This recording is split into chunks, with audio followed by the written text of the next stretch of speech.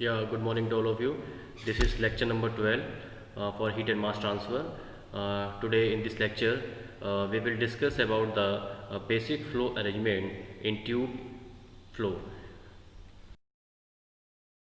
Basic arrangement of heat transfer in a heat exchanger.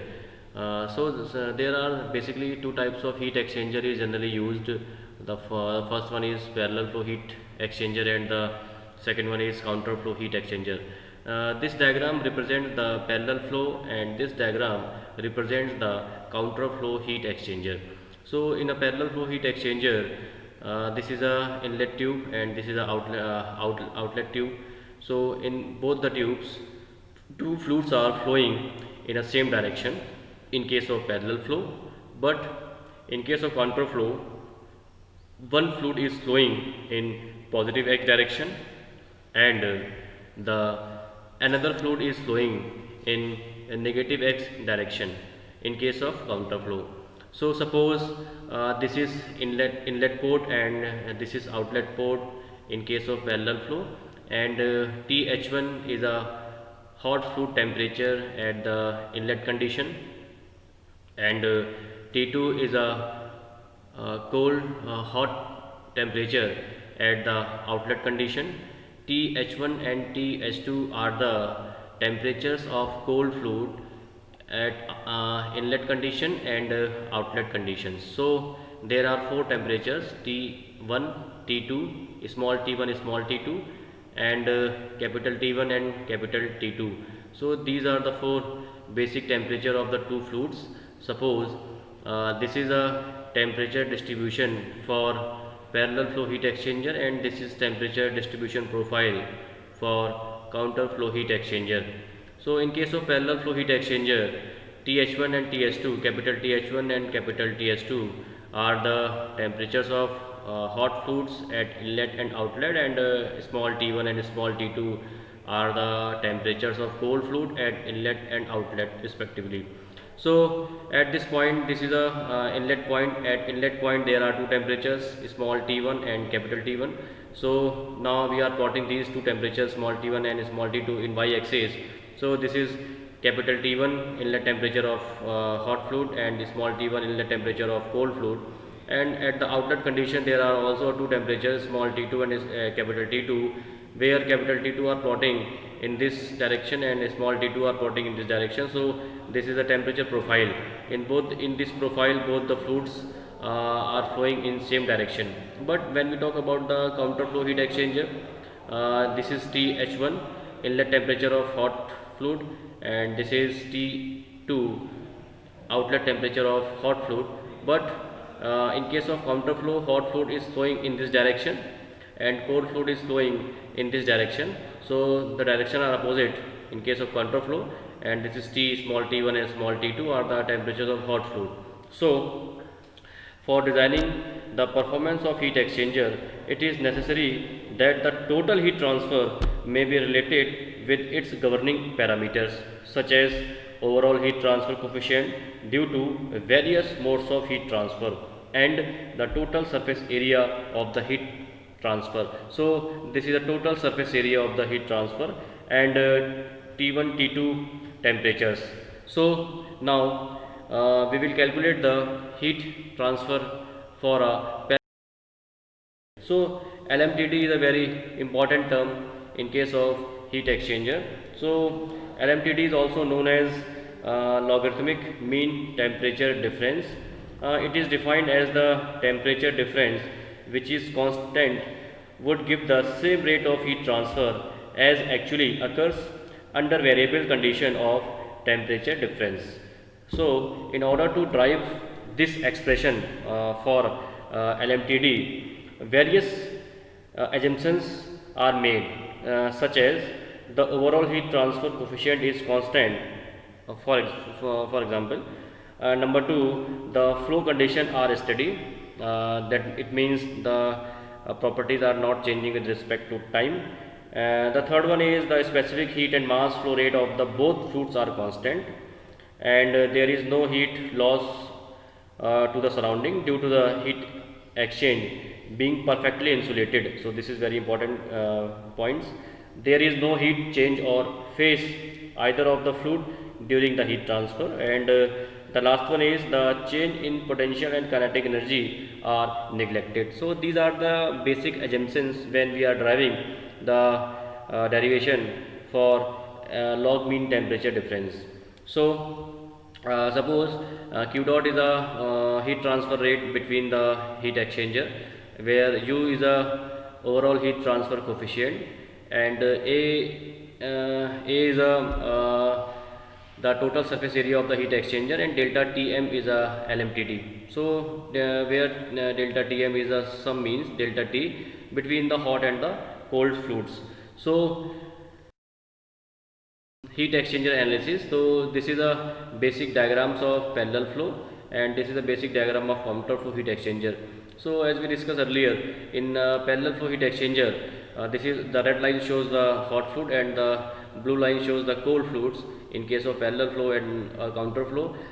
Parallel flow heat exchanger, in which both hot fluids and cold fluids are flowing in the same direction, having temperature Th1 and Th2, and Tc1 and Tc2 are the temperatures of cold fluid at inlet and outlet. So there is a difference that this is delta T1 or delta T2. So delta T1 is the temperature difference between the inlet condition of hot fluids, and delta T2 is the outlet condition of cold fluids. So in case of parallel flow, delta T1 is equal to Th1 minus Tc1, and the delta T2, this is the temperature difference at the outlet condition of parallel flow, this is Ts2, yeah, delta T2 is equal to Ts2 minus Tc2. So in case of counter flow, this red line shows the hot fluid and the cold line shows the cold fluid having opposite direction. So suppose this is Th1 and this is Ts2, inlet condition and outlet condition of hot fluid, and Tc1 and Tc2 are the cold fluid temperatures and inlet and outlet. So this is delta T1. Delta T1 is the difference between Th1 and Tc1, and delta T2 is the difference between Ts2 and Tc2. So for driving the LMTD, we assume a small elementary area. So this is a small elementary area. This dotted line shows the small elementary area having a small heat transfer rate. This is dq. So dq is a small heat transfer rate, and the total temperature difference on the hot fluids is represented by dTh. So dTh is a temperature difference in a hot fluid, and dTc is a temperature difference in a cold fluids. So this is the basic parameters for driving the equations. So for LMTD, assuming that there is no heat loss to the surrounding and potential and kinetic energy changes are neglected. So from the energy balance equation, the heat exchanger generally, the heat transfer rate, the heat lost by the hot fluid is equal to the heat gained by the cold fluid. It is a fundamental equation. Yeah, it is a governing equation of heat transfer rate. So the heat transfer rate for a hot fluid, this is equal to the heat transfer rate of a cold fluid. But we know that the heat transfer rate, the energy lost by the hot fluid is equal to mH Cph Th1 minus Ts2, and the heat gain by the cold fluid is equal to mC Cpc Tc2 minus Tc1, where m dot H and m dot C, these are the m dot H and m dot C are the mass flow rate of the hot and cold fluids. So this is a m dot H flowing in this direction, m dot C flowing in this direction. So m dot H and m dot C are the mass flow rate of the hot and cold fluid, and Cph and Cpc are the specific heat of the hot and cold fluid respectively. And Th1, Th2, Tc1, Tc2 are the temperature condition of a hot and cold fluids. So after putting all these conditions and driving this equation, the final answer of the LMTD, it represents LMTD, that is theta m is equal to theta 1 minus theta 2 divided by ln theta 1 upon theta 2, or it can be also expressed in another form. This is theta 2 minus theta 1 divided by ln theta 2 divided by theta 1, where theta 1 and theta 2 are the temperature differences, and ln theta 2 divided by theta 1 is a non-dimensional parameter. So this whole equation is known as LMTD. So LMTD is very important parameter for calculating the heat transfer rate in case of parallel flow and counter flow. So LMTD for a counter flow is always greater than for a parallel flow unit. Hence, counter flow heat exchanger can transfer more heat than the parallel flow heat exchanger. In other words, we can say a counter flow heat exchanger needs a smaller heating surface for the same rate of heat transfer. For this reason, generally the counter flow heat exchanger is used. So, diagram of a condenser and evaporator. These condenser and evaporators are generally used in a refrigeration units. So what is condenser? In a condenser, this is a condenser and this is evaporator diagram. In condenser, this is a hot fluid and this is a cold fluid line, and in case of evaporator, this is a hot fluid line and this is a cold fluid line. So condenser, both the hot fluid and the cold fluid are flowing in opposite direction, and evaporator, the hot and cold fluids are flowing in a opposite direction. So what is condenser? In a condenser, the condensing fluid remains at constant temperature. So we can see this is a temperature line of a hot fluid.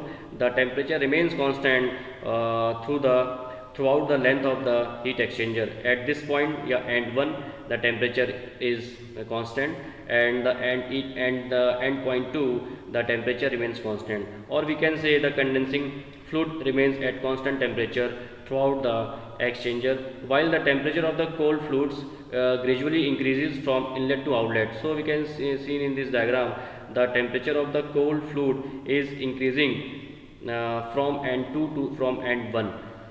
The hot fluid lose latent part of heat which is accepted by the cold fluid. So the heat lost by the hot fluid is equal to the heat gained by the cold fluid in case of condenser, and in case of evaporator, the heat lost by the hot also equal to the heat gained by the cold fluids. But in case of evaporator, the boiling fluids remains at constant temperature, or the boiling fluid, it may be a cold fluids remains at a constant temperature. So this line is a cold fluid line, and the temperature at end point 2 and end point 1, it should be a constant temperature throughout the heat exchanger process, while the temperature of the cold fluid gradually decreases from inlet to outlet. And this is a cold fluid temperature line, and this temperature line is gradually decreases from end point 1 to from end point 2. So this is a basic diagram of a heat exchanger, or we can say condenser evaporator. So in next slide we will discuss about the LMTD and NTU method, number of transfer units, and different parameters which is generally used for calculating the overall heat transfer rate, fouling factor, etc.